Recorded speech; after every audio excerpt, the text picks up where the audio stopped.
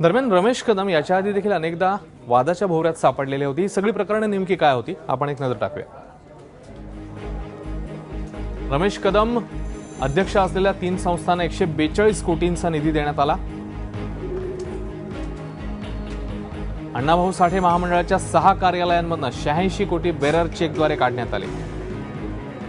60 लोकांना अर्ज आणि मुलाखतीशिवाय महामंडळात नोकरी देण्यात आली।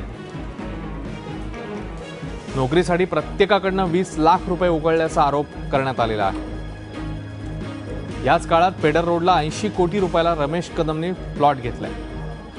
हा पैसा कुठून आणला याचा हिशेब मात्र कदम यांच्याकडे नाहीये। तथाकथित प्रतिष्ठित 60 जणांना 8 ते 20 लाखांच्या गाड्या गिफ्ट देण्यात आल्या। महामंडळाच्या कामासाठी औरंगाबादला इमारत बांधण्याचं दाखवत 12 कोटी रुपये उकळण्यात आले।